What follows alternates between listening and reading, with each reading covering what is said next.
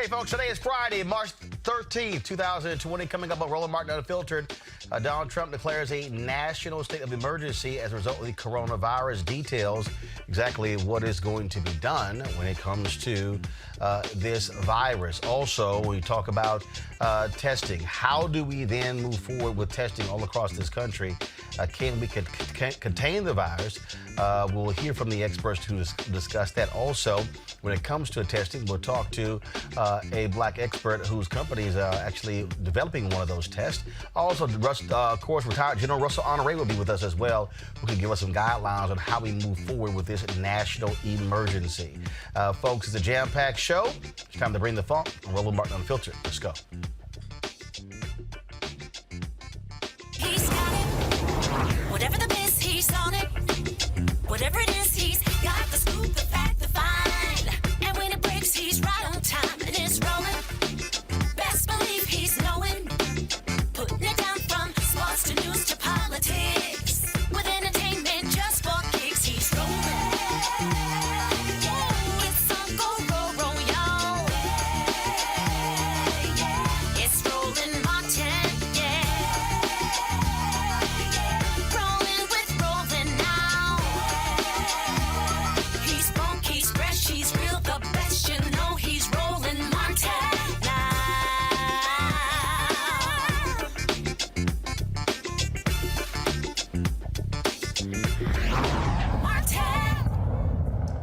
Today at the Rose Garden, Donald Trump declared a national emergency as the nation continues to battle the coronavirus. Now, of course, that announcement, he detailed exactly what is being done when it comes to travel restrictions and also when it comes to development of testing, where it's going to take place as well. Many schools and organizations and businesses continue to shutter their doors and halt business in Virginia.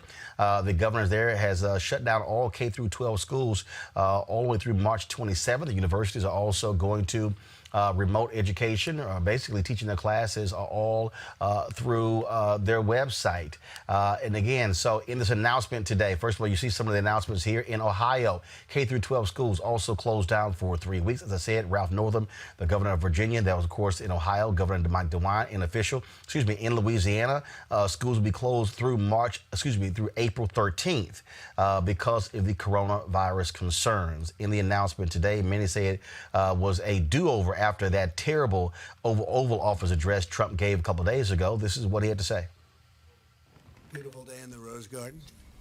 Appreciate everybody being here. Today I'd like to provide an update to the American people on several decisive new actions we're taking in our very vigilant effort to combat and ultimately defeat the coronavirus. We've been working very hard on this. We've made tremendous progress. When you compare what we've done to other areas of the world, it's pretty incredible. A lot of that had to do with the early designation and the closing of the borders. And as you know, Europe was just designated as the hotspot right now, and we closed that border a while ago. So that was lucky, or through talent or through luck, call it whatever you want. But through a very collective action and shared sacrifice, national determination, we will overcome the threat of the virus. I also announced Wednesday night, following the advice of our medical professionals, who are doing a tremendous job, and we appreciate it very much, that we're suspending the entry of foreign nationals who have been to Europe in the last 14 days from entering the United States. Citizens, permanent residents, and our families, any of the families returning from Europe, will be subject to extra screening as well as self-isolation for a period of 14 days. As the World Health Organization confirmed today, many of the things that what we said were 100% correct, including our designation before them of Europe. Like our earlier very aggressive actions with China, this measure will save countless lives. I appreciate a number of the folks behind me, number of the people behind me said that that saved a lot of lives, that early designation. But it is only the beginning of what we're really doing, and now we're in a different phase. We had some very old and obsolete rules that we had to live with. I'm sorry, I had to see that bullshit the first time. I can't listen to him lie again the second time. Now, here's the deal. He was asked during this news conference, specifically when it came to him coming into contact with somebody who was now tested positive for the coronavirus. And so here we go to my iPad. Here's the question and answer. Should Americans feel safe, or should Americans at all be traveling to states such as Washington State, New York, and other hot spots within this country? And a follow-up on Brazil. You're asking people who come back from Europe, Americans who are coming back from Europe, to self-quarantine for a couple weeks. You were in a picture with somebody who now has coronavirus from Brazil at Mar-a-Lago. How is that different? Well, I'll tell you, first of all, I'm not coming back from someplace. But you were exposed. There was somebody that they say has it. I have no idea who he is, but I take pictures and it lasts for literally seconds. I don't know the gentleman that we're talking about. I have no idea who he is. I haven't seen the picture. I said there's a picture of somebody, but I take sometimes hundreds of pictures a day. And that night I was taking hundreds of pictures, so I just don't know. Now, I did sit with the president for probably 2 hours, but he's tested negative, so that's good. With regard to domestic travel, should Americans feel safe, or should Americans... All right, folks, joining us on the phone lines right now is retired General Russell Honore.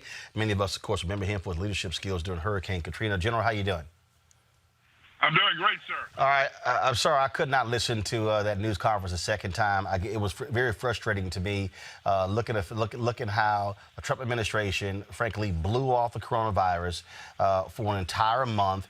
He did not want to be bothered with it, kept focusing on the stock market, saying, hey, we'll be down to 0 cases, and now we're more than 1,000 cases. To listen to them complain about South Korea, they're testing 10,000 people a day. We haven't even tested 10,000 people. As somebody who is an expert in this area, just your assessment up to date on how this administration has fared when it comes to trying to deal with the coronavirus. Metaphorically, I would say this, Roland. They keep roaring up that river called denial for over a month. And then when they started taking action, the audio and the video don't match. They're saying test kits available, and they're not. We tell people to keep social distances, and we see the President of the United States shaking hands on television. We see them exchanging and touching each other. The audio and the video don't match. What they say they're doing with testing is not laying out in the field. I do believe that testing will get solved in the coming days and weeks. But in retrospect, this should have been done a month ago. But we can't live in the past. That'll be solved in November. Right now, people need to take care of themselves. They need to believe that they're in danger, practicing social distance, washing your hands. Don't get enamored with that fancy soap you're trying to buy and the disinfector. Get you a bar of soap, get you some hot water and wash your hands. Carry your bar of soap here in a sandwich bag. If you go someplace you don't have soap, take your bar of soap out and wash the hell out of your hands. And if you're sick and you're sneezing, stay away from people. Stay home. Because that testing will do. We got a lot of people walking sick right now, and they don't know they have the virus. And they're passing it on to others. We don't have the capacity to take care of 100,000 people in the emergency room. That's about what we have. We don't have enough ventilators and respirators for first responders and for nurses and doctors treating people. We have to up the production of respirators and ventilators. They didn't talk about that. They only talked about what they wanted to talk about to make people feel good, but it was good enough, New Orleans, to drive the stock market back up. Well, see, and that really, I think, is really what the focus was, because as all Donald Trump really has been focused on and cares about. And there are people out there, and let me be real clear, this is not a question of, are you always critical about Donald Trump? If they actually performed properly, I'm not going to sit here and be Vice President Mike Pence, who's just going to suck up to Trump the entire time. The bottom line is this here. You had individuals who did not want to test people because they did not want the numbers to go up. He sat there and said at the news conference that they've cleared the way. There were all of these problems when it came to rules and regulations, when it came to testing, yet the rules he's talking about didn't even exist. They're just making the stuff up. And Dr. Fauci, I mean, you heard him even say, yeah, we made some mistakes early on, but then Trump says, look, I'm not sitting here accepting any blame whatsoever because, I mean, that's just how he is. The thing that really jumps out here is that here it is, March 13th, and you're having this news conference in the Rose Garden with private sector laboratories and businesses. This is literally what should have been done in the middle of February, or the 1st of February. And so, as somebody who came into Katrina after folks were screwing it up, I mean, when you're behind the 8 ball, man, you got to do a whole lot to catch up. That's really where we are right now. Yes, Roland, and that $40 billion in the hand of the governors and in the hand of small business, what I did not hear him say is that about 60% of Americans work for small businesses like yours. They are the ones that hiring Americans. They're the ones that have to meet payroll every 2 weeks. How are you going to take care of the workers who can't go to work? I think a plan could be devised. Yep. And we've used this after disasters with FEMA. People could call in and say, I can't work, I'm at home. They fill it out on a computer or they call their number in, and in 24 hours they can have $1,500 in there. And we're going to have to do that. Yep. We're going to have to figure out a way to get to work. Tax cut is not going to help working people. Because if you're not working, you ain't paying tax. Right. That's stupid. They're missing the ball all over the plate. I think Senator Pelosi, had a plan to ensure working poor people could get income. I'm not worried about the airline pilot who comes home and go off on his yacht. He'll figure it out. No crying on the yacht. Or the executive off Wall Street who lost money on the stock exchange sitting in his G5. I'm worried about the working poor. And a way to do it, Roland, and I hope they're listening, is using the FEMA disaster personal assistance where they put money in people's account within 24 hours. Well, we certainly hope that is the case. At that news conference today, he said that, well, Dems are not really cooperating and they're not agreeing to what we want them to agree to. It's because, again, he wants to focus on big business, all about the stock market, whereas Pelosi and the Democrats say, what about the regular, ordinary, average American? So we certainly will see what happens next. Russell Honore, glad to have you on the show. Look forward to having you back. Yes, sir, anytime. And people, let's take care of each other. Wash our hands and look out for our old folks. Check in on them. Yes, sir. I appreciate it. Thanks a bunch. Right now, folks, I want to go to somebody who worked in national security, Malcolm Nance. Malcolm, glad to have you on Roland Unfiltered. How you doing? I am very honored to have followed General Honore. He is amazing. Absolutely, absolutely. I was watching a report, Malcolm, on Ali Velshi on MSNBC earlier, and he had Ken Delaney on, who was saying that there is a particular unit in the intelligence community that tracks pandemics.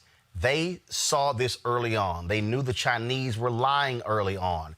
They funneled that information up to the White House, but it was ignored. That, to me, is something that is critically important, that you have a particular unit whose sole job is to track things along these lines. This administration just ignored them and acted as if this was not actually a pandemic that was brewing, and they just waited and waited. Well, you have to understand, their baseline of understanding of anything that happens is always within the context of Barack Obama's White House.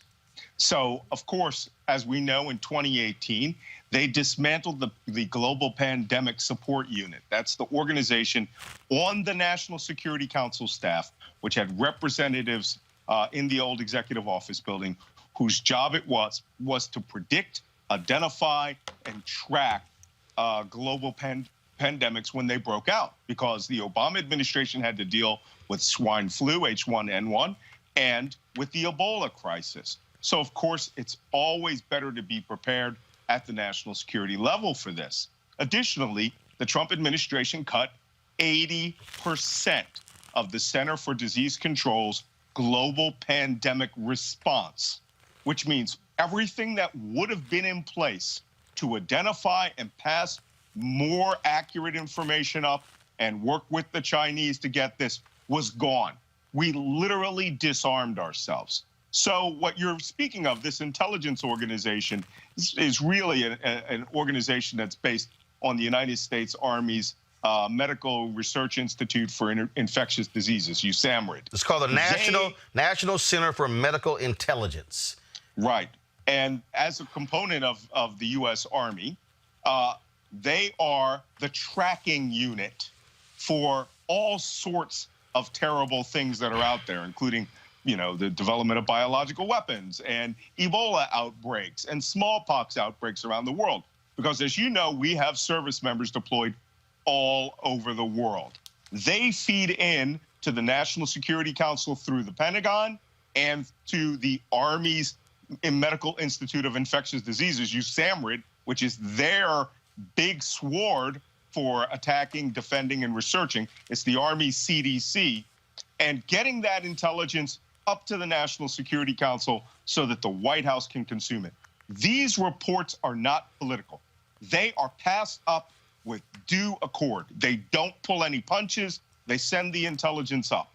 It's up to the National Security Council and the consumers in the White House to read these reports and take them seriously. And to be quite honest, as we can tell by the sort of xenophobic, semi-racist way the White House tends to respond to things, they saw it as a Chinese problem that they didn't have to deal with. And of course, now that all those experts were gone from the National Security Council, the Trump administration was listening to itself.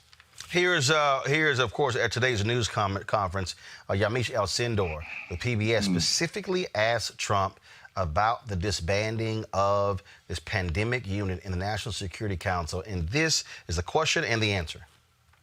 From PBS NewsHour.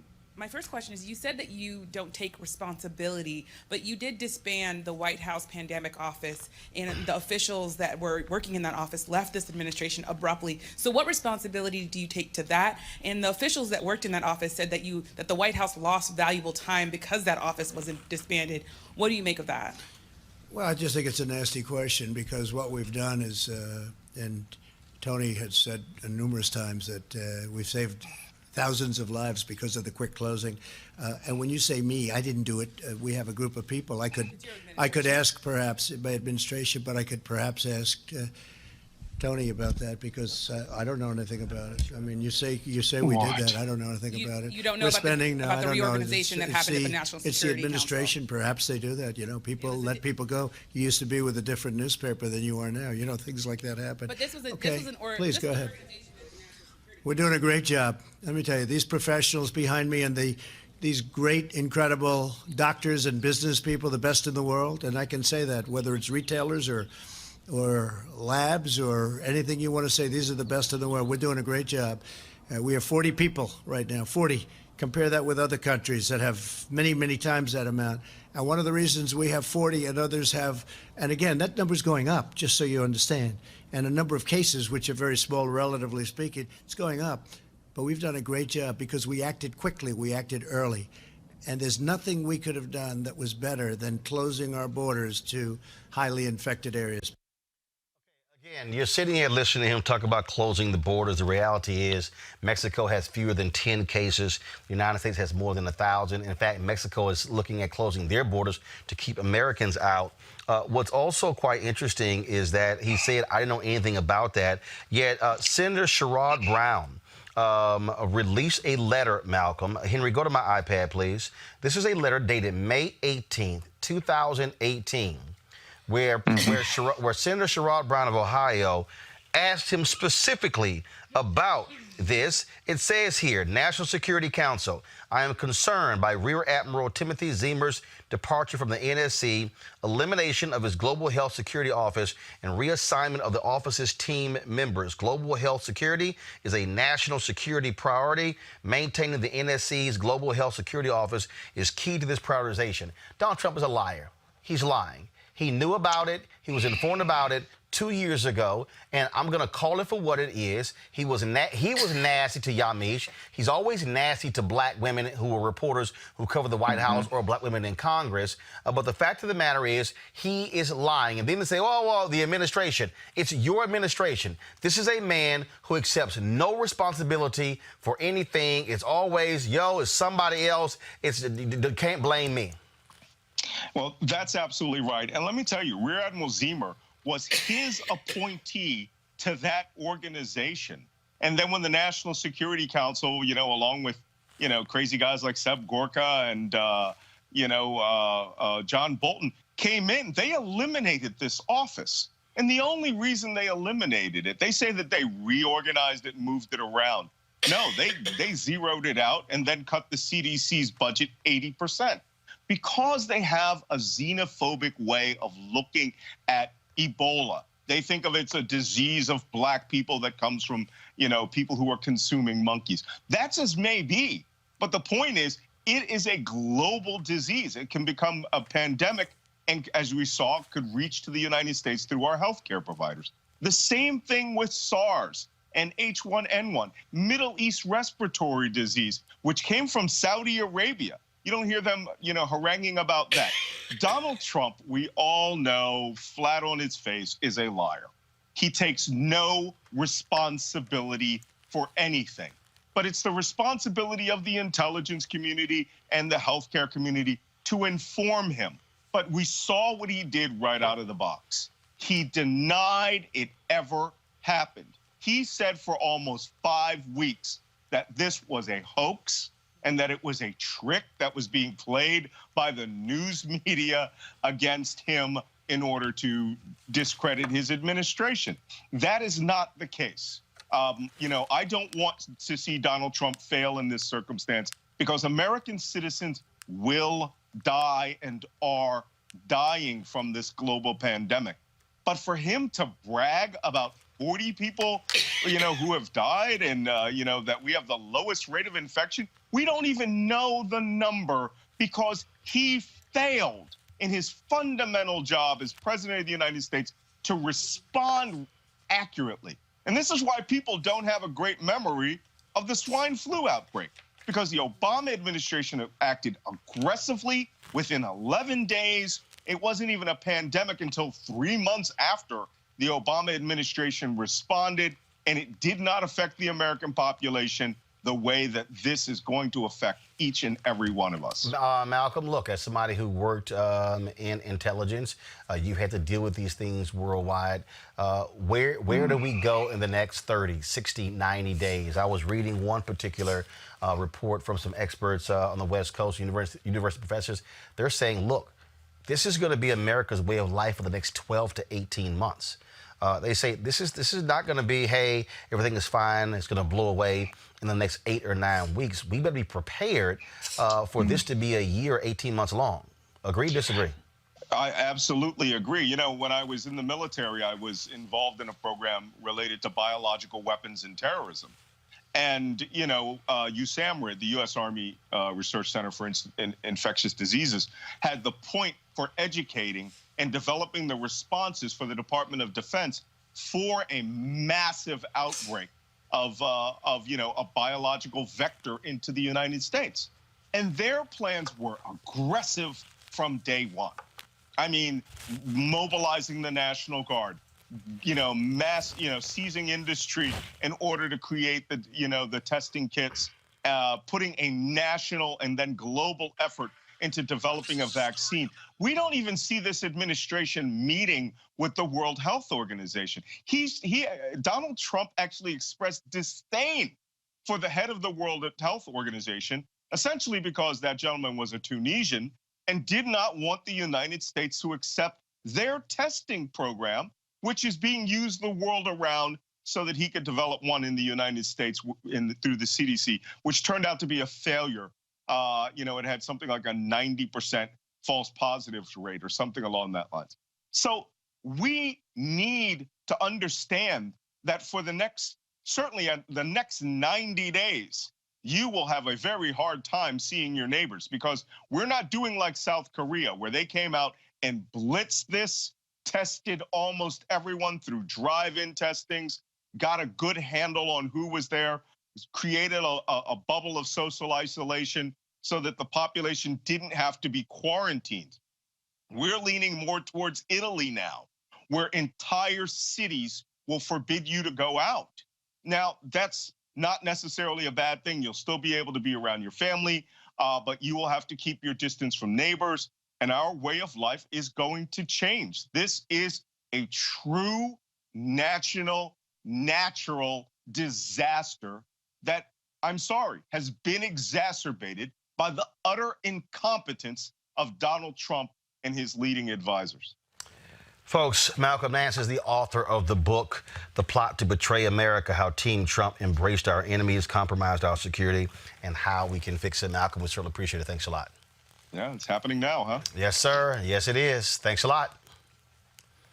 All right, folks, again, if you look at there are 145,000 confirmed coronavirus cases internationally. 5,408 folks have died. 70,920 have recovered. You see, we have not even ramped up to having maximum testing in the United States. Yet you heard the news conference there. They're working with private labs and public companies to actually do that. Joining us right now is Dr. Tashaka Cunningham, a molecular biologist who's also who studied virology as well. Dr. Cunningham, how you doing? Great to be with you, Roland. So your company, what testing is your company involved in?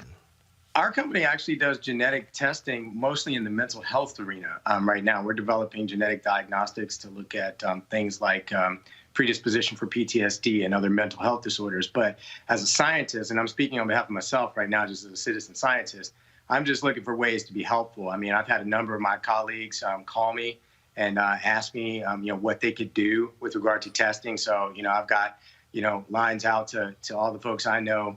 Our group is trying to, do our best to help to see what we can do in the context of the expertise we have to add to the capabilities of testing in our general area. And I think it's got to be sort of this all hands on deck situation, because there are these shortages. I'm not really in the business of the blame game. I mean, I think there were missteps on a lot of different parts from China, especially at the early going in other places. But we're at the situation where to really stave off more of a crisis, we need to really get our arms around this as a country. So I think it was, Mr. Nance said, even if I don't agree with President Trump, I'm rooting for that administration to do something better here. I think we've got to really follow some basic kind of quarantine-like procedures. I think that's what's coming down the pike from different states that have, like ours here in Virginia, that have declared a state of emergency, and really make sure that we keep that distance from folks, and avoid large gatherings, and seeing the extremity of everything and the urgency of it is really important. I mean, people need to take care of one another, as the general said. It's like really make sure that we're washing our hands, that we're using hand sanitizer, that we're really limiting our contact in large groups, and that's what we can do right now. Speaking of that, we have seen cities and states, some are limiting groups to 250, some 500, some 1,000. What's the number? I mean, that's like a range. Like, I'm just trying to understand how you even get to that number. I mean, I think it's, it's a bit of guesswork there. I mean, I'm not an epidemiologist. I'm a molecular biologist. I'm the kind of person that can actually pull apart a virus, right? So I can take a virus apart at the molecular level, design a test for it, et cetera, and try to design some treatments. I think what this whole thing has shown me, I mean, to answer your question, I don't know how they arrive at that number per se. Honestly, I think the safe number is, as few as possible right now, right? It's like just try to kind of keep yourself, as isolated as you can, unfortunately, for the time being, to sort of let it pass in terms of not having it spread from person to person. One of the real dangerous things about this virus is that you can have asymptomatic carriers. That is, people that don't appear to be that sick that can pass it on, right? And it seems that you've got about 2% of the people that get it that are dying from it. Now, it doesn't seem like a lot, but it's just scary because if you've got millions and millions of people getting it, that means a lot of folks are going to die. So I think, Dr. Fauci and others who've reported on it have said that it's about 10 times more lethal than the flu. So that's something to consider. But that said, 98% of people are going to recover, right? So it's like if you can just sort of keep it so that folks aren't spreading it as fast. You really want to just keep that risk of spread down. That's why you're going to have these quarantine measures that have to be followed.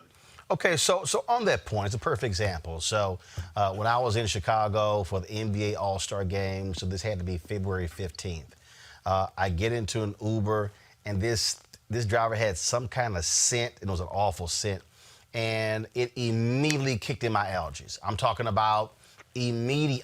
When I say immediate, literally within the first 2 minutes, throat is scratchy, and it immediately hit me. So I come back, and so I'm dealing with allergies, and I got, of course, I got congestion. Pretty much that goes away, and still have a slight cough left. Part of the problem, though, for people out here is that, like, you can't tell what's what. Now, one of the things they said is that what you should do is you should hold your breath for 10 seconds. And if you don't cough in that 10 seconds, you're not having the lung issues tied to coronavirus. And so how do we tell people out there, because we're also in the middle of allergy season. So how do we deal with, okay, allergies? Is it the flu? Is it coronavirus? What the hell? Yeah, it's going to be hard to tell. I mean, again, coronavirus looks symptomologically-wise a lot like a common cold. And I think what you're going to have to do, and again, that's the need for social distancing, right? To sort of stand 6 feet away from people, washing your hands frequently, sanitizing your hands, trying not to touch your face. I mean, I think they say we on average touch our face about 100 times a day, right? Try not to do that, right? Okay, hold on. Let's stop right really there. Okay, try to limit your contact. So does not unpack that, okay? Why can't we touch our face? Just explain to people so why. What happens is like viruses are invisible, right? Like to the naked eye. This virus is between 80 and 160 nanometers. That naked eye can't see it. I can see it on an electron microscope, like in my lab, but that naked eye can't see it. So when someone coughs, it's in these microscopic, nanoscopic droplets, right? That you see, right? So what happens is these droplets get on surfaces, they can be on clothes, etc. So if you're touching doorknobs and if you're doing all of this stuff, then when you start touching your face, like your nose, your eyes, your mucous membranes, that's just giving the virus entry point, right? So that's when we say if you stop doing that, you're reducing the amount of times that you're putting yourself at risk of putting the virus in an area that it can enter your body. Your skin is a nice natural barrier, right? But your mucous membranes and your nasal passages are where viruses like to enter. So you really want to wash your hands to reduce the chance of you spreading that virus into those vulnerable areas.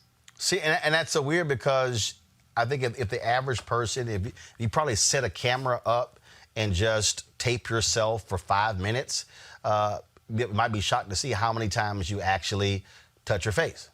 I've touched my face about 5 times since we were talking, right? But my hands have been cleaned about 6 times since I came in my house. I'm like really, hypochondriac with it like that. I mean, I use a lot of sanitizer. I wash my hands as soon as I enter my home. And it's like, I wash them for at least 20 seconds. They say sing the happy birthday song.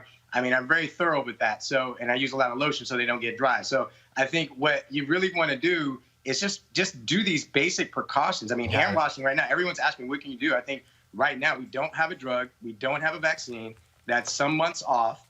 And so right now, everyone's going to have to practice these sort of quarantine procedures and also just really wash your hands and clean your hands with 60% or higher alcohol, hand sanitizer, and make sure you use good soap and water. That's the best you can do right now. All right. Dr. Chashaka Cunningham, we shall appreciate it. Thanks a lot. Thank you. All right, folks, at the news conference today, Kristen Welker, of course, MSNBC, she had a question for Donald Trump that he still is yet to actually answer, and he blew it off. So here's what she asked. So much, Mr. President. Dr. Fauci said earlier this week that the lag in testing was, in fact, a failing. Do you take responsibility for that? And when can you guarantee that every single American who needs a test will be able to have a test? What's the date of that? Yeah, no, I don't take responsibility at all because we were given a set of circumstances and we were given rules, regulations, and specifications from a different time. Wasn't meant for this kind of an event with the kind of numbers that we're talking about. And what we've done is redesigned it very quickly with the help of the people behind me. And we're now in very, very strong shape. I think we'll be announcing, as I said, Sunday night. And this will start very quickly, and we'll have the ability to do in the millions over a very, very quick period of time. So no, and what we have done, and we are going to be leaving a very indelible print for the future in case something like this happens again. But it was and that's not the fault of anybody. And frankly, the old system worked very well for smaller numbers, much smaller numbers, but not for these kind of numbers. Tony, maybe you'd like to say something. Will you have, Tony, yes, please, by Sunday night, will every American be able to get a test? So just to reiterate what I said to many of you multiple times, it's a dissonance of a system. The system was not designed for what it was designed for. It worked very well. the CDC designed a good system. If you want to get the kind of blanket testing and availability that anybody can get it, or you could even do surveillance to find out what the penetrance is, you have to embrace the private sector. And this is exactly what you're seeing, because you can't do it without it. So when I said that, I meant the system was not designed for what we need. Now, looking forward, the system will take care of it. Mr. President, And with respect, interestingly, if you go back, please, if you go back to the swine flu, it was nothing like this. They didn't do testing like this, and actually they lost approximately 14,000 people, and they didn't do the testing. They started thinking about testing when it was far too late. What we've done, and one of the reasons I think people are respecting what we've done it very early. We've gotten it very early, and we've also kept a lot of people out. Mr. President, yes, the please, go last ahead. administration Please. said that they had tested 1 million people at this point. You've been Well, ask them president how for they did with the 3 swine years. flu. It was a disaster. But with respect, you've been Next, president please. for 3 years, Next, and please. Wuhan was suffering. They had a very big failure with swine flu, a very big failure. President, I want to ask you about the Europe. All right, folks, let's go to our panel. To my left, Brittany Lee Lewis. She's a political commentator. Also joining us is Dr. Julian Malveaux, economist, president, Emerita Bennett College, and Dr. Wilma Leon, host Inside the Issues on Sirius XM Radio. All right, folks, here's what's interesting. So Trump talked about, when he was sitting here going on, we've done this, we've done that. So Valerie Jarrett, of course, senior advisor to President Barack Obama, sent this tweet out responding to his tweet. Here we go to my iPad. It said, if the Barack Obama administration made testing harder, how do we manage to test 1 million people within the first month of the H1N1 outbreak? Why did you dismantle the White House office Barack Obama created in NSC post-Ebola? Why did you cut funding to CDC? I mean, Brittany, those are critical issues that are important. And what you see Donald Trump trying to, again, Obama. Everything is like with these old testing. It wasn't like, well, okay, we came in, had to change everything all around, when he's lying. He is lying. And I mean, this is Donald Trump's thing, right? He's a celebrity at the end of the day. He's not a politician. He's not a professor. He's not someone that even essentially believes in science. So I don't know how we can expect him to handle this crisis and take it seriously. I mean, the second that he put his VP in charge of everything, I said, okay, we're doomed, essentially. And then even with some of the reporters that were asking him questions today, it was very clear that he's avoiding all types of responsibility. Wilma, as I sat here and listened to that news conference, you're sitting here going, dude, can you just read what's in front of you? Can you just not ad-lib and start making shit up, which is what he was sitting here doing? And then you can always tell, this is great, this is wonderful, this is big, it's the best. And then at one point he was like, America, we're ranked #1. I'm going, dude, this is not March Madness. This is not like a seeding where we have 4 #1 seeds. And see, and that's the deal. He wants to, what he does is, and this is what people need to understand, for 8 years, all the right did was attack Obama weak. America's bending down to everyone else. Weak. So his answer to everything is strength, strong. That's what he does, and that's all they hear. See, America, we're strong again. That's all that was. Well, that goes back, I think it was Bill Clinton said it's better to be wrong and strong than weak and right. I think that was Bill Clinton that said that. In looking at the Wednesday night press conference and in looking at this foolishness, first of all, we got more disinformation and wrong information than we got actual information. And to Brittany's point, when you look at who Donald Trump has put in charge of managing this, I counted, I think we have at least 5 still living Surgeon Generals. Mm-hmm. They all should have been standing there behind the president with the current Surgeon General leading the pack, not Mike Pence, who, to Brittany's point, when he was, the governor of Indiana, right. We know what happened with the HIV rate in Indiana when he was there, went up through the roof because he doesn't believe in science. But, Julian, if you're going to stand there and call for a national emergency, actually, I don't want to see CEOs or even scientists behind you. You know who I want to actually see behind you? Congressional leadership. I want to see Senate and House leaders. That's where a president leads. A president says, look, this is a national emergency. I want the leadership of this country. Now, you have your experts there, you have your CEOs there. You can bring them up to say, hey, this is what private and public companies are doing. This is what you can do all of that. No, but that's what you do. If you want to send the signal that we're all in this together, well, then what you don't do is you don't stand there and trash Democrats in the House like he did by saying, well, it's some stuff that they agreed to, but they didn't have. It's something they haven't agreed to, something they've agreed to, but they haven't agreed to. He was making that up as well, and that's the fundamental problem. And I dare say, if you're Nancy Pelosi, the reason I'm not going to stand there with you, because I know you're going to lie. Mm-hmm. Well, you know, Roland, both Joe Biden and Bernie Sanders showed us what presidential leadership was. Both of them gave really great speeches that really laid out, this is what I would do, this is a template. Biden even generously said, and you can borrow it if you want to. But we know that we've known about this coronavirus since November, December. They have chosen to ignore it. This man, not only does he lie, I mean, that's the nicest thing that we can say about him is that he lies like a rug, like a rat, all that. But what we really need to say is that he's taken the people on a trip. And it's a contrast between what Biden and Bernie have said and what he says. Now, Fauci, the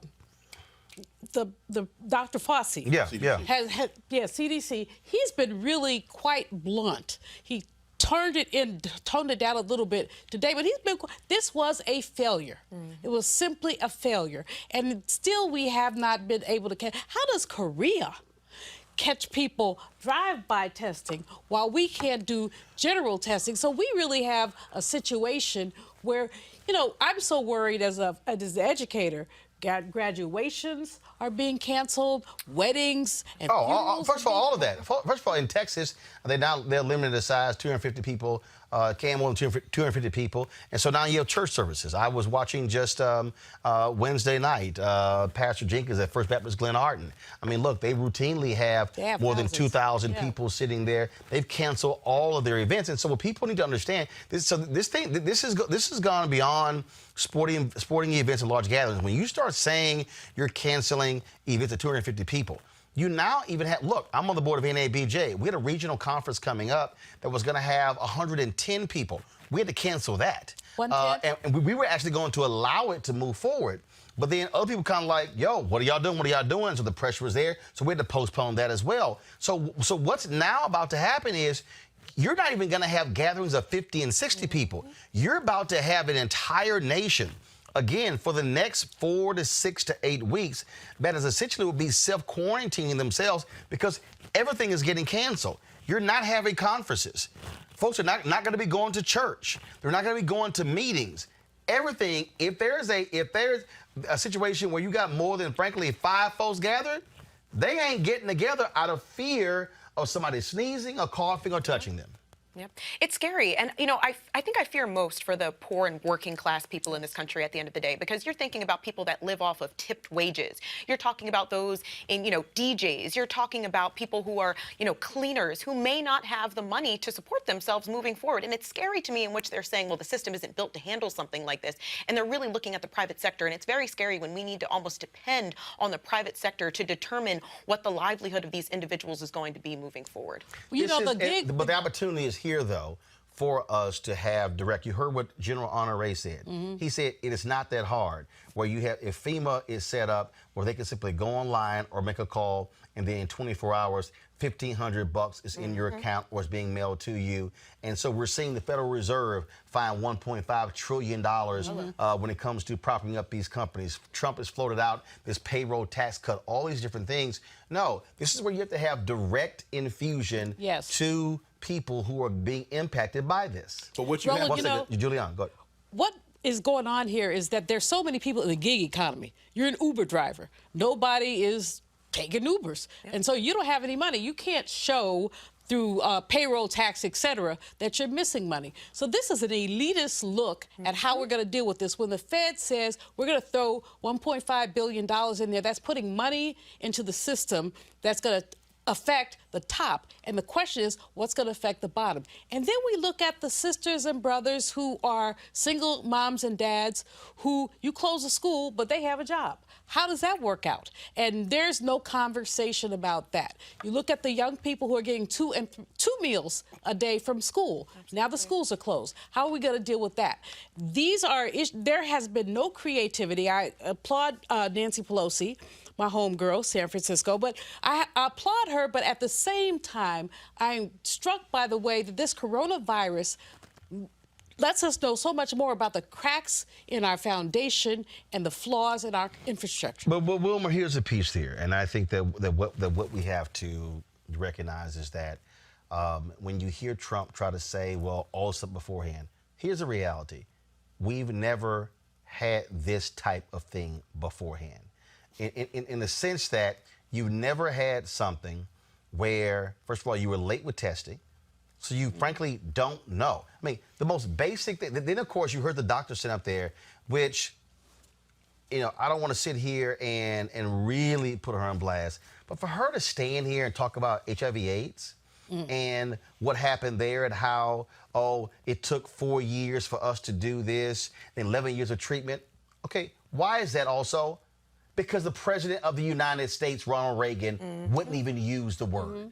He wouldn't even use the phrase. And so I'm sitting there watching it going, hello, there's a reason why you were slow to do that, because same thing. You had individuals who had an ideological issue with gay people, who did not want to confront was a health crisis, did not contain it to bathhouses or whatever you want to do that was happening in San Francisco, and allowed that to turn into, yes, an international pandemic because of the games you're playing. And we see the exact same thing happening here with an administration who put their head in the sand, who did not want to know what the numbers were because, oh no, I don't want this to affect my re-election.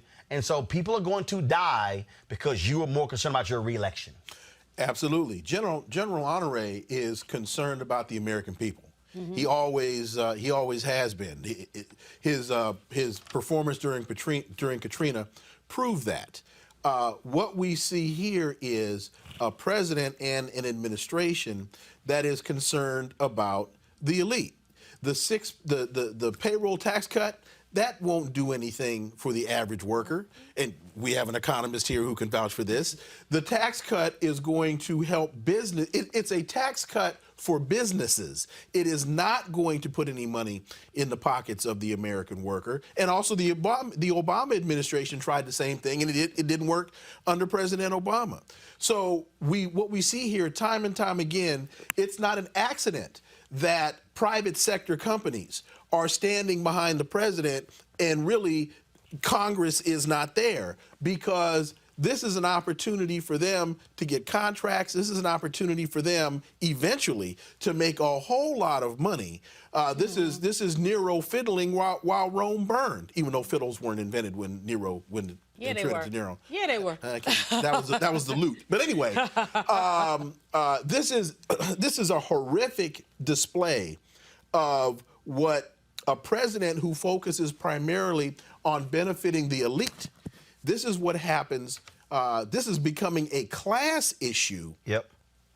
As average American citizens are going to find themselves, to your point, not getting their tips, not being able to go to work, not being able to afford their health care. Having to pay more for child care. I mean, I'm really concerned about the child piece of it. Now, let me do this here. I'm going to break this thing down. Of course, political leaders have announced that a deal has been struck. This is Speaker Nancy Pelosi earlier today. Good afternoon. Over the last several weeks, our nation has been faced with a grave and accelerating challenge, one that tests our compassion, ingenuity, and resolve, the coronavirus crisis. Sadly and prayerfully, we have learned of the tragic deaths of at least 41 Americans from this public health emergency so far. The American people expect and deserve a coordinated, science-based, and whole-of-government response to keep them and their loved ones safe, a response that puts families first to stimulate the economy. To put families first, last week the House passed a strong bipartisan $8.3 billion emergency funding package of entirely new funds.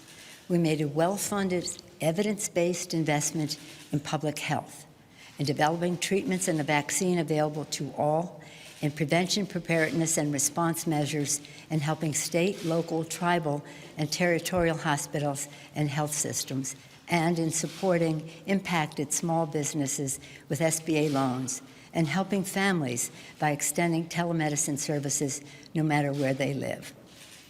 Democrats' swift action to pass this emergency funding was essential to our nation's long overdue response. Next, Senate Democratic leader Schumer and I, last weekend, called for further action to put families first. Today, we are passing a bill that does just that, the Families First Coronavirus Response Act, which is focused directly on providing support for America's families, who must be our first priority. The three most important parts of this bill are testing, testing, testing. This legislation facilitates free coronavirus testing for everyone who needs a test, including the uninsured. We can only defeat this outbreak if we have an accurate determination of its scale and scope, so that we can pursue the precise science-based response that is necessary. To put families first, our legislation secures paid leave with 2 weeks of paid sick leave and family and medical leave for those affected by the virus. And for those who lose their jobs, we are strengthening unemployment insurance, a critical step to protect workers' economic security. Putting families first, our legislation protects our children, and particularly the tens of millions of little children who rely on the free or reduced price lunch they receive at school for their food security. As schools are being closed, these children will be deprived of their meals. Our bill takes aggressive action to strengthen food security initiatives, including student meals, as well as SNAP, seniors' meals, and food banks. As we develop our next steps, we will continue to listen to and benefit from the expertise of scientists, healthcare professionals, public health officials, and community leaders so that we can craft the most effective evidence-based response.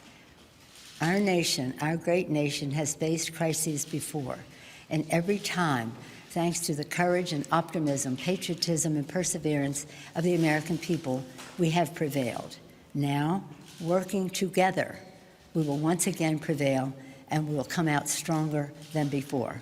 God bless you, and God bless America. Thank you. As I said, so Politico has this story up on their site right now at 6:12 p.m. You can go to it, Henry. Speaker Nancy Pelosi announced that she clinched a deal with Treasury Secretary Steve Mnuchin on a large-scale coronavirus response package meant to provide paid leave for workers, expand food aid, and support widespread testing for the illness at no cost to patients. Of course, we just played you. That was the news conference was from earlier, and so now we actually have this here. The thing, Julian, was very interesting when you look at this thing from an economic standpoint. It's always amazing what people say we can't find money for, but now all of a sudden, Fed is $1.5 trillion injection. Initially, it was an $8.3 billion allocation from Congress. The declaring of a state of emergency, national emergency, is going to free up some $40 billion. Again, you know, this is where, for all those people who talk, all those damn MAGA right-wing people who hate government. Yes. This is why you have government. Precisely. I mean, I think when you look at, first of all, the efficacy of public health and the fact that basically this man came in and slashed public health. We know that when we have epidemics and pandemics, public health is what stops it. You can't do this in the private sector. You can't say, go get your doctor to give you a test when when other people in your neighborhood, in your community, in your house. But the private sector also can't say, yo, they ain't paying for this. This is the power of government. When the government says testing is going to be free, do you understand? And big business goes, yes, Mr. President, we understand. We do. So, you know, as you say, this is a repudiation of the individualism of the Republican Party and of this man himself. It suggests that we are a community, as General Honore said, and that we have to behave like a community. More importantly, again, saluting Nancy Pelosi, but also hoping that the Senate she has an agreement with Schumer, but where is Mitch McConnell? So hoping. Well, no. That was what that was announced. That's what she gave about 3 hours ago. Okay. Okay. So what happened was she gave that, and then of course they continued negotiations. So a little less than about 50 minutes ago, they announced the actual deal. So when Trump was up there complaining at that news conference, so that was about 4:30 when he was talking. What Democrats are not doing.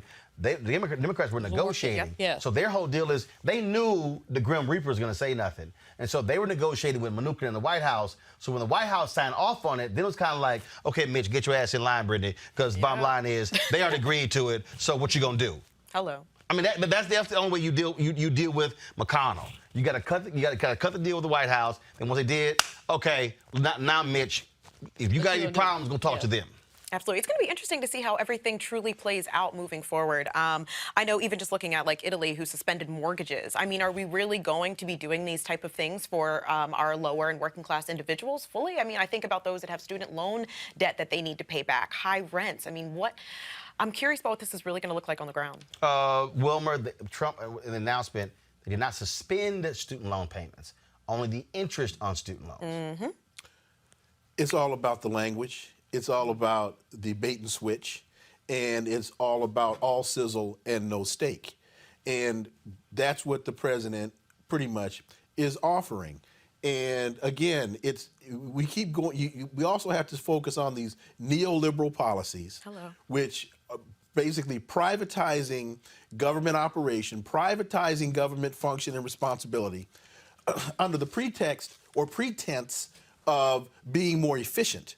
But in times like these, you need, to your point, an army. You need a government. Hence, China. What did they do in Wuhan province? Completely built. Shut the whole place down and built hospitals. A damn hospital ground up. No, they built 6 hospitals. Ground up. Ground up. And what is their exposure growth rate now? I think they had 8 cases from their reporting. They had 8 cases over the last day or two. So they're now on the downside of the curve in terms of this illness. We had Mike Pence on Sunday not even able to tell us how many people had been tested, or maybe it was Monday. He was on CNN and he wasn't able to tell us how many people had been tested. Because the growth here has grown exponentially because we have not tested enough. Because they don't have a website where all the data can be aggregated, but it's coming. Oh, it's coming. Everything is coming. The website is coming. But meanwhile, we see this curve, and the curve has a slope that is frightening. And no question. And for what you say, look, we're trying for that curve not to be there. We're trying to lower it. But again, though. But they don't know what the curve is. Right. Go ahead. There just hasn't been enough testing, and I think it's interesting to hear that, okay, we're going to give everyone free testing. But what happens when you've waited so long to test all these individuals and you realize you have hundreds of thousands of people that are infected and are continuing to affect other people? And then you're going to end up in a situation where you don't have the capacity to treat all of these people. There was a woman. They're claiming, in the next week you're going to have, 4 million tests. But remember, they're 300 million. But remember, last week they 2 million. Last week they said we're gonna have 1 million by the end of the week, and they're like, oh, actually we're not. But look, there was an attorney in New York who rides the train from Westchester into the city. He was diagnosed with the virus. He infected his wife and his 2 kids. His neighbor that took him to the hospital, he was infected. That guy's wife and 3 kids, all within the span of 48 hours. And we're supposed to wait another week, another 10 days, another 3 weeks? Real quick. But this is happening again and again and again because they refuse to step up. And, Pence and 45 have said anybody can have a test when they want to, but that's just not happening. And we don't even know who's infecting who. But what we do know is not to throw stones. All of this could have been prevented, and even now there are the resources to create and provide more tests. We have 320-some million people in this country. They're talking about 2 million tests. Give me a break. Again, but the point is here, this is what happens while you have government. And for the people who say they hate government, and for the people who want to say, oh, we need to get rid of government, get rid of bureaucrats, part of the problem here is that private sector can't do all of this. They can't because they don't have the same capacity to order things like government does. Got to go to a break. We'll be back on Roland Martin Unfiltered. You want to check out Roland Martin Unfiltered? YouTube.com/Roland S. Martin. And subscribe to our YouTube channel. There's only one daily digital show out here that keeps it black and keep it real. It's Roland Martin Unfiltered. See that name right there? Roland Martin Unfiltered. Like, share, and subscribe to our YouTube channel. That's youtube.com/Roland S. Martin. And don't forget to turn on your notifications so when we go live, you'll know it. All right, so a lot of y'all are always asking me about some of the pocket squares that I wear. Now, Robert don't have one on. Now, I don't particularly like the white pocket squares. I don't like even the silk ones. And so I was reading GQ magazine a number of years ago, and I saw this guy who had this pocket square here, and it looks like a flower. This is called a shibori pocket square. This is how the Japanese manipulate the fabric to create this sort of flower effect. So I'm going to take it out and then place it in my hand so you see what it looks like. And I said, man, this is pretty cool. And so I tracked down, it took me a year to find a company that did it. And so they make these about 47 different colors. And so I love them because, again, as men, we don't have many accessories to wear, so we don't have many options. And so this is really a pretty cool pocket square. Now, what I love about this here is you saw when it's in the pocket, you know, it gives you that flower effect like that.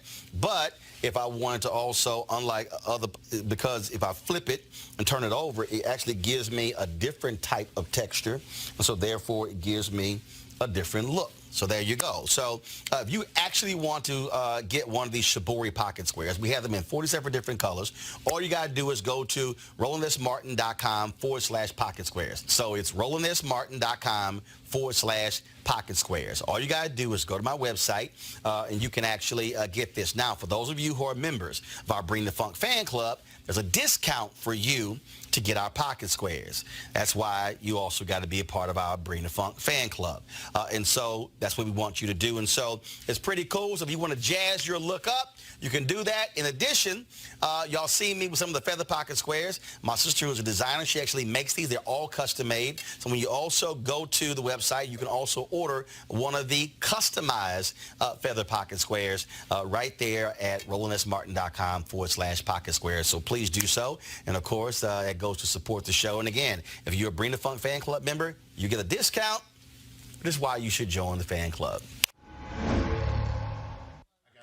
All right, folks, Louisiana postponed their primary schedule for April 4th as states scramble to adjust to coronavirus. It's the first primary to be postponed since the outbreak. Now, on Tuesday, Arizona, Florida, Illinois, and Ohio will continue as planned.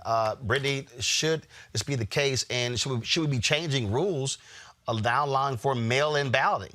I mean, I think the reality is that that is what's going to happen, and we need to prepare accordingly, because I think as soon as we continue to do more testing, we're going to realize just how widespread this COVID-19 is, and we need to be prepared. So I think that actually other folks should follow suit, and I think that we need to start thinking about the presidential election as well in terms of what we're going to do if we can't have people physically coming out to vote. This is going to be a problem moving forward, Wilmer. So this is April 4th. Yes. Now, was it too early for them to stop it, or is it smart? I think it's smart, but the issue is perception, and with what transpired in Iowa, with the software package, and people, and what happened in 2016 with what the Clinton campaign did to Bernie Sanders, people are quickly losing confidence, any little confidence that they had in the process to begin with.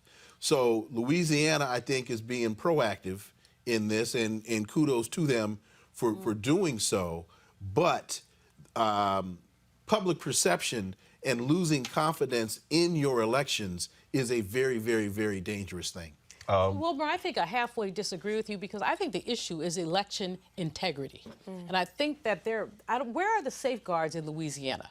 How are they ensuring that they've postponed the election? How is this election going to happen? Is it going to be mail ballots? No, first of all, all they've done is postpone it. They haven't say, well, we're going to move to a primary. This is what it's going to entail. They're reacting in the exact same way as the NBA and everybody else. And that is, here's an event taking place in our state. There are going to be large numbers of people who are turning out. We don't know even how to combat this. So the easiest thing is to postpone it. And a lot of their poll workers are elderly. But there has to be an issue of election integrity. I mean, this has been the challenge that we've had for some time, not only with this president, but when you have election suppression, when you have voter suppression. And so I'm not disagreeing fully, but I'm saying let's make sure while they're sitting here doing emergency appropriations for this and for that, can there be an appropriation? Marcia Fudge, H.R. 1, they talked about this, years ago.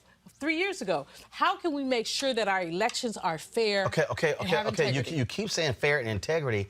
That's nothing to do with this here. What they're saying is this is no different. For Louisiana is saying this is no different than a large-scale sporting event. So what they're saying is in 3 weeks, all these people, early voting will start. All people are going to be going to the ballot box. All right. How do you deal with that if you don't even know who the hell is coming up, who has coronavirus, who does it? So they're saying is, you know what? The easiest thing to do is to postpone this. You can have the primary in 3 months. They're saying it's coming up in 3 weeks. Let's postpone it. And so now now what's going to then happen? I think what they're saying is, hey, we need to give our federal folks 4 to 8 weeks to see what happens when we have mass testing, to now begin to study it. Now, let's see how long this thing goes. Then states are going to have to then make a different decision what now happens for the general. 4 other states are sticking with their date. No, right. For now. Right, actually. because elections are state elections. Just like it's no different in some states have said no school. Others, they're still in school. Those are state-based decisions. These are not national decisions. And so what they're saying is, okay, in our state, we're doing this here. That's fine because you got a better handle what's happening on your state than somebody else over here. So I don't have an issue with that. The issue is, okay, if this thing does get prolonged, what then do we deal with November? How do we deal with that? Because, to Wilmer's point, my parents are 72. My dad will be 73 next week. They work polls all the time. Yeah. And so the question is, are you going to put people who are in the most high-risk category for coronavirus out in public, who are controlling polls and not knowing who the hell's coming up? Yep. And this is what seniors are more likely to vote than others. Yep. Right, but also they're workers. Yep, and Louisiana officials have said, like, at the end of the day, we're fearing that people are physically not going to show up. The actual poll workers, they're scared. And even if they are doing mail-in ballots, they've been informed that they need to wear gloves. I mean, this is a legitimate concern, and I think I'm glad that it's happening so early so that we can seriously think if this thing is not contained and it continues to grow in the way that we think it might, what we're going to do about the actual presidential. Yeah, I think a lot of people make sure that there is accurate counting and integrity. Hold up, Julian, ain't no voting. You keep saying counting. Ain't gonna be nothing to count. Because Louisiana is postponing the entire primary. Well, when are they going to put this on the table for there to be citizen input about how they change it? Okay, because what they're first doing is they're in the midst of a international pandemic, now national emergency. So their deal is, yo, this is the last thing I need to be thinking about right now. Plus, it's the primary. And the reality is here, if you look at the polling now, people who support Bernie Sanders versus Joe Biden, folks may be upset, but say, my candidate's not going to have a chance to actually, I can't vote for them to get some delegates. What they're saying is, we're kind of worried about people dying. Yeah. Okay. So we'll get to that. And again, I think what it is it's April. The Democratic convention is in July, okay? Bottom line is this here. We have to see how long this thing goes. What happens? Do we reach the point to where this thing continues? Is it going to be a 3 or 4 or 5 or 6 month deal? I think what's going to happen is we're going to get, if this thing continues, if we get past the conventions, then states are going to begin to have to make some immediate decisions. What do we do? Do we do mail-in balloting? How do we do it? How do we ensure that? How do you make sure it gets counted? You have no paper receipt. They got to figure all those things out. Because here's a couple of things. One is, when you get to the Louisiana primary, you've got a number of people standing in long lines for a very long period of time. And so your exposure and your transmission of this becomes an issue. But when you talk about the general election in November, one of the things that they're warning us about right now with this virus is it could very well become seasonal, just like the flu. So what could wind up happening is we see the cases start to subside around May. The thing lays dormant for the summer, and then just like the flu, around the middle of September or early October, this thing pops up again like gangbusters. And So and that's going to depend on the CDC and others in terms of in this period between April and September. Here's the whole deal. Have we Today, more test kits? Here's the deal. Today's March 13th, okay? I am not focused on after their primary. Bottom line is, their whole deal is postpone it. Let's see what happens next. But it's a smart call for them to make, and then we'll see what moves forward. Let me deal with this story here. Andrew Gillum, who in 2018 came within 34,000 votes of becoming Florida's governor, was discovered by police at the Mondrian and South Beach Hotel early this morning at South Beach with bags of possible methamphetamines in the room, in the company of a man who appeared to have overdosed on drugs. This is according to Miami Beach police report. Now, police say they were called to the hotel this morning and found early Friday morning, found paramedics treating Travis Dyson, a 30-year-old Miami man, for an apparent heart attack. They say two of the men were in the room. Gillum was not arrested and was too intoxicated to answer questions. And an offense incident report says that officers found 3 clear plastic baggies of suspected crystal meth on the bed and the floor. In a statement, Gillum said this, quote, "I was in Miami last night for a wedding celebration when first responders were called to assist one of my friends. While I had too much to drink, I want to be clear that I have never used methamphetamines.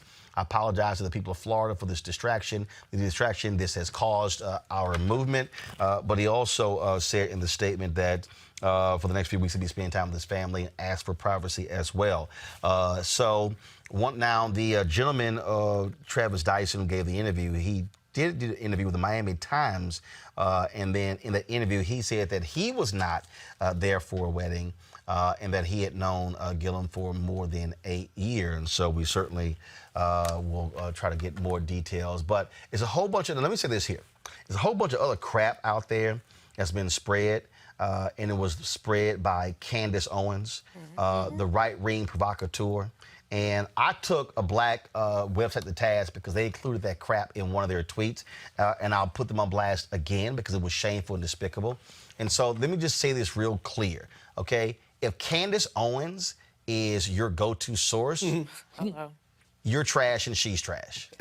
It's called go-to. That's what it is, okay? Here's someone who knows nothing about what happened, wasn't there, has no details, who just made up some crap in order to sit here and trash Andrew Gillum. We don't know what happened. So we only report what are identifiable and known facts.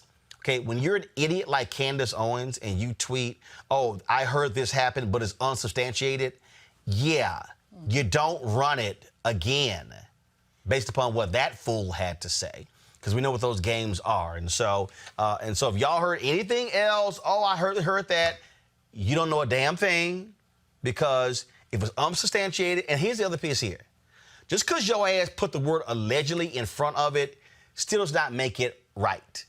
Okay? And so she is not a source, a credible source, and so it's idiotic for anybody, especially a black media outlet, to put anything out there and then trying to say, "Oh, well, it was both sides." No, there are no both sides. It's either what actually happened, according to police, witnesses in the room, and the truth. That's all that matters. And so that's what we have there. And so certainly not great news to hear, but we're certainly praying for Andrew Gillum and his family. All right, y'all, remember we talked about Nathaniel Woods, the man who was put to death this week in Alabama, actually last week in Alabama. And there was a temporary stay by the Supreme Court. They lifted it. Governor Kay Ivey, Alabama governor, she could have actually stopped it, but she chose not to do so. Well, this week, let's just say she was at an event, got rolled up on by the sister of Nathaniel Woods. Watch this. I'm the sister of Nathaniel Woods. Excuse me, we're still doing a press conference. You killed my brother. Governor Ivey, you killed my brother. He's an innocent man. You guys can email me. Well, I got no problem with that. Now, Woods, of course, he was executed. Ivy could have stopped it, but she chose not to do so. Brittany, I'm fine with that. She should get challenged like that because she a year ago had posted something about protecting life, all life matters. But here was a man the guy who was convicted of killing these 3 police officers, said he was not involved with it. He did not pull the trigger, yet he was convicted and sentenced to death for murdering 3 police officers. And the crazy part is the guy who actually pulled the trigger, he's still living. Yeah, I mean, it's unfortunate, and I don't blame the sister at all.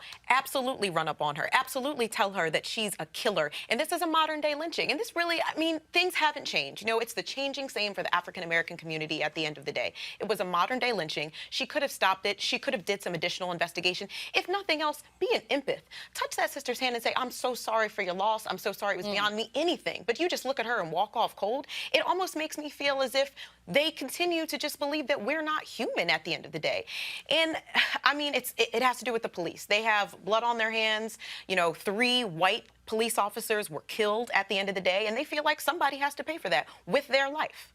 It's unfortunate. And so we're basically back into the post-Reconstruction era where black men were lynched because they knew somebody who might have shot somebody. This governor, Kate Ivey, has been totally not only a contradiction, but an abomination. She does not like abortion because it kills children, but she likes killing somebody with a death penalty. She runs her woman thing when she thinks it works for her, but it does not work when you look at someone's humanity. As you say, it would have been impactful for her at least to show a moment of empathy with that one. But I applaud the sister for keeping that in her face, because that's what needs to happen. We never need to let this go about how many black men and women are killed when they basically have been innocent. In a failed system. Carrie Spencer, the trigger man, was on record and very clear that Nathan Woods was not involved in a conspiracy. What they linked Nathan Woods with to this horrific issue was that he was a conspirator. And so Carrie Spencer, the trigger man, was very clear.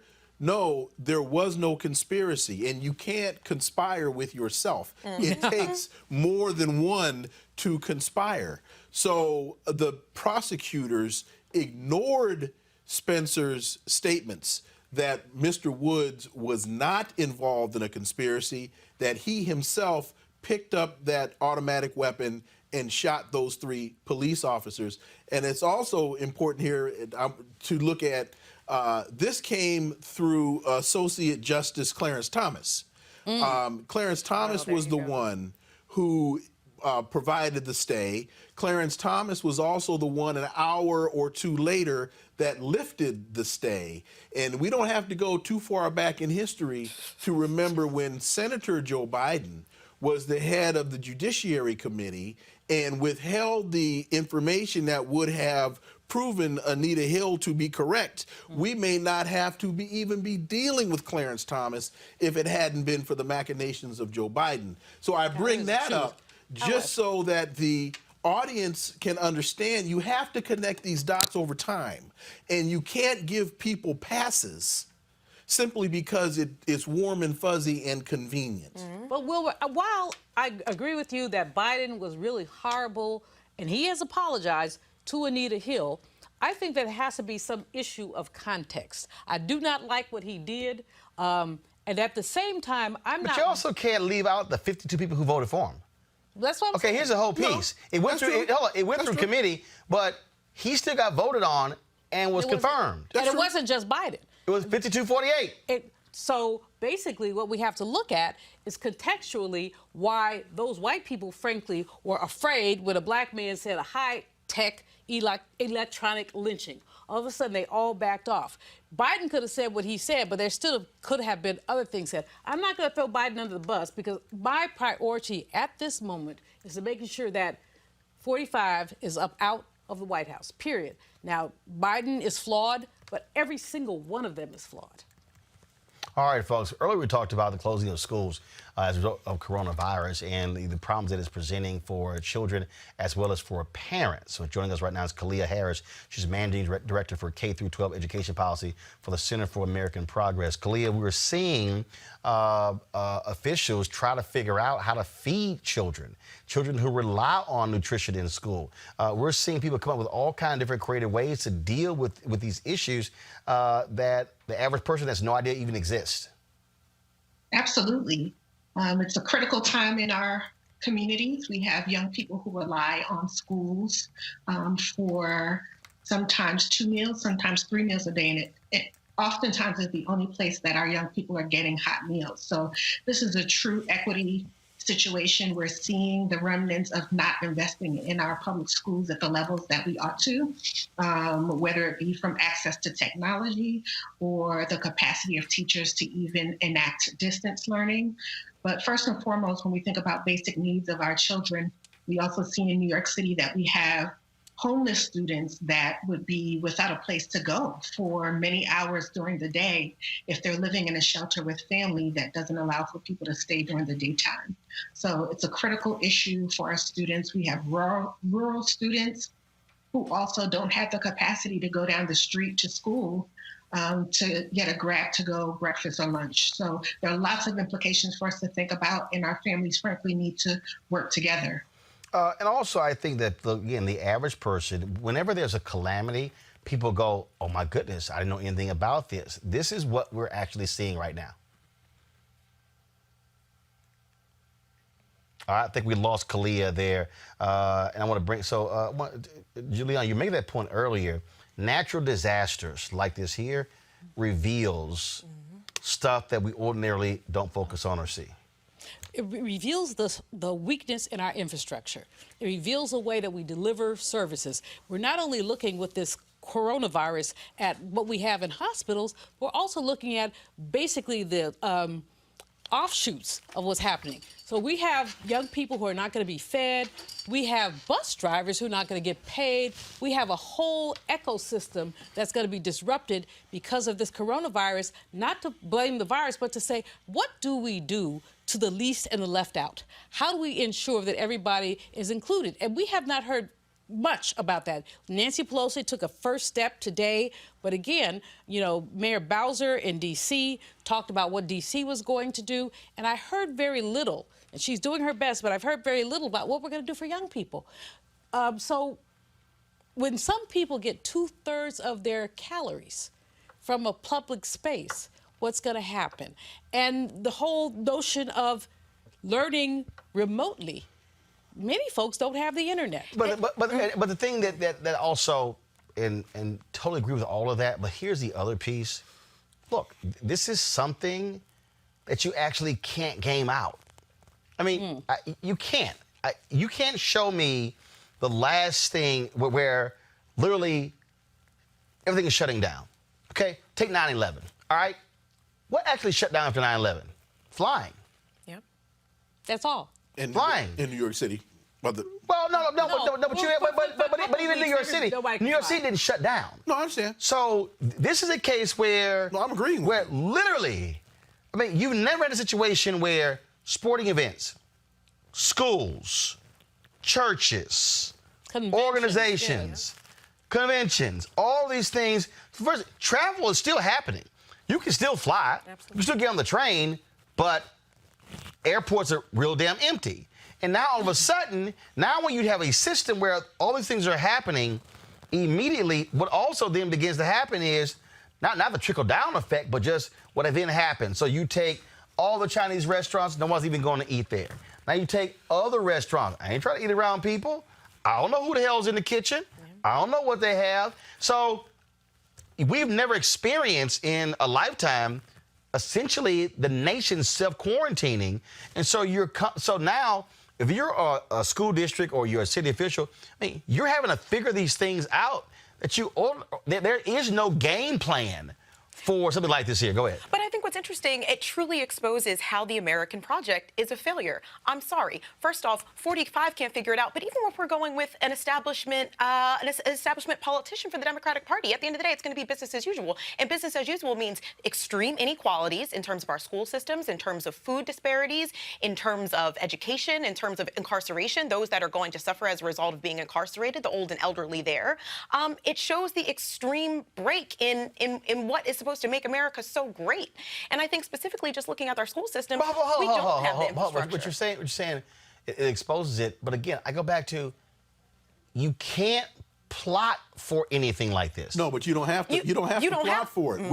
We have bought into this fake ideology of America the Great. We have been told, which is nonsense. We have been told ad nauseum that we don't need socialized medicine because we have the greatest healthcare system in the world. And what are we finding out now? It's been exposed. What this event is doing is pulling the covers off and presenting the realities of the ugly America. We are not exceptional. We are not great. We have not been anointed by God to rule the world. But here's the deal, and I use China as an example. Like when all these people, when Trump and the rest of people talk about, oh, look what they're doing in China, look how fast they move. Okay, first of all, there's a reason you can move fast when you're a communist government. So it's like, because you don't have rules. So the bottom line is you can create whatever rules you want to. So you can say, okay, we're going to take over your land. No, they have rules. And it's the fact that they do have rules that allow them to do what they do. No. When I say they have rules, but rules that can be completely changed without going through a process. First of all, we got something here. You got eminent domain. They have a process. They have, but here's my whole point. They have a process, but they can throw the process completely out the window whenever they want to. Because they have a culture that focuses on the importance of the whole and sacrifices the interest of the individual. First of all, First of all, they can quarantine a whole province and people go with the flow. Because they understand it's for the good of the whole. Hold up. Just yesterday, we actually played the video that came from the folks at Vox Media. That one of the reasons this outbreak actually happened is because they have allowed the growth and development of wild animals that are actually eaten by the elite and the rich there, and not the vast majority of its 1.4 billion people. The point I'm making is this here. They can do things in that country that because of laws that we have set up, federal, state, that we simply cannot do. It's a whole different deal here. What I'm saying is, with these type of events, what they do is they expose, I don't care what system you are, they expose how fragile whatever your particular country is. Right. We have been, all these people have been trained to think that whatever happens, we got it, can be solved. No. This is why what it does require is real leadership, that when it does strike, you have folks who can maintain calm, who can present calm, and then we say we're working on a plan together while you bring stakeholders together, pull them together in the same place. But this is also why you have to have leadership. Why leadership matters, and real leadership who can think and who are not arrogant or narcissistic and who only care about the stock market being at a high number. But you know, Roland, the issue here, when you talk about this, has basically pulled the covers on so-called American exceptionalism. Because if Korea and China and other people can do this, but we can't, or we call ourselves the greatest, is ridiculous. People are testing at a faster rate. South Korea. Yeah, no, but they're not an evil dictatorship. That's why I just said the difference also goes to leadership. If you had real, well, that's my point. Well, we have leadership, but the problem is they're not sitting at the top. The problem what you have is you have individuals, you have people who are in HHS or in CDC who know what the right thing to do, but then you got the people who are above them who are actually the ones who are in power who are like, no, we're not going to do that, and they're fighting it. The other piece is this here.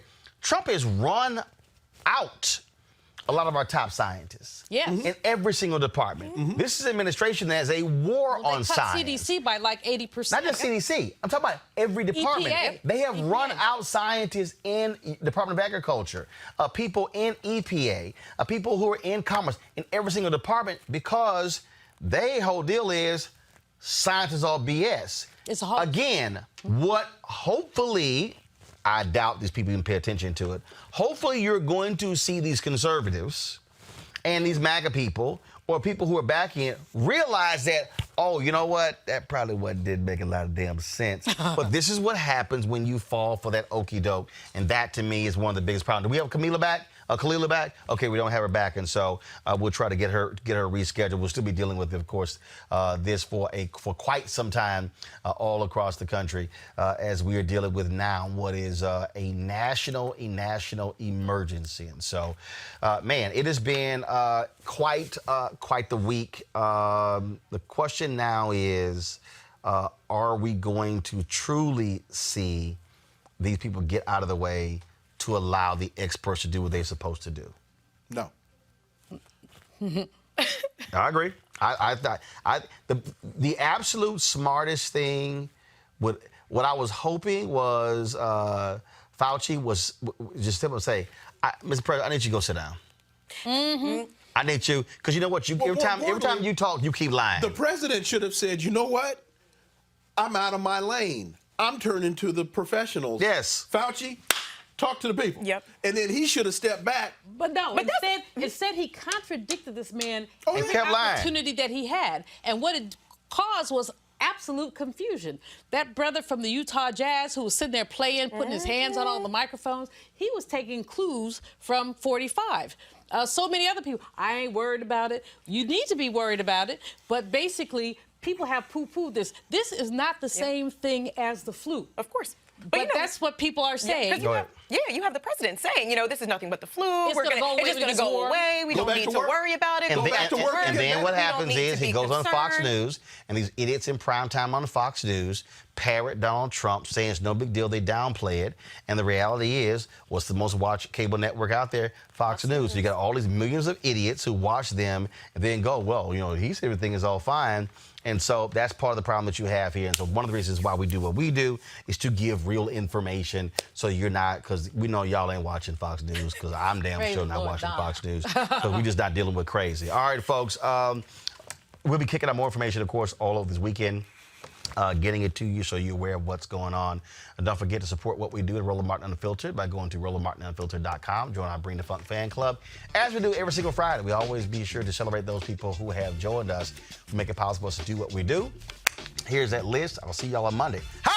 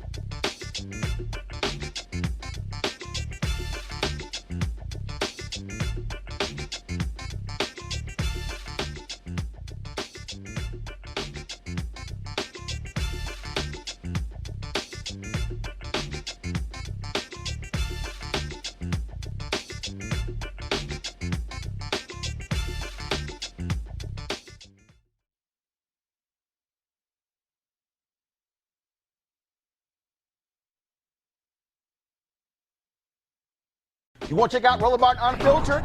YouTube.com/Roland S. Martin. And subscribe to our YouTube channel. There's only one daily digital show out here that keeps it black and keep it real. It's Roland Martin Unfiltered. See that name right there?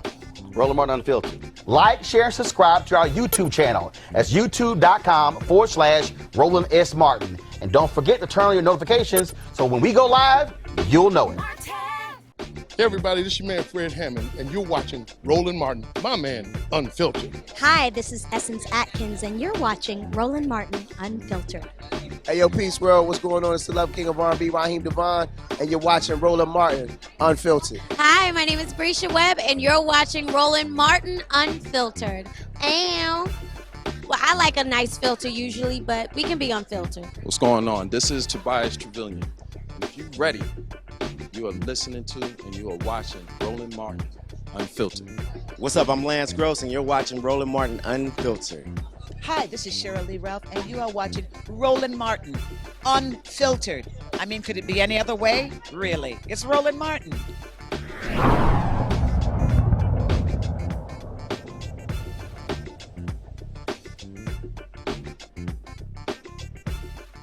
You want to support Roland Martin Unfiltered? Be sure to join our Bring the Funk fan club. Every dollar that you give to us supports our daily digital show. There's only one daily digital show out here that keeps it black and keep it real as Roland Martin Unfiltered. Support the Roland Martin Unfiltered daily digital show by going to RolandMartinUnfiltered.com. Our goal is to get 20,000 of our fans contributing $50 each for the whole year. You can make this possible. RolandMartinUnfiltered.com.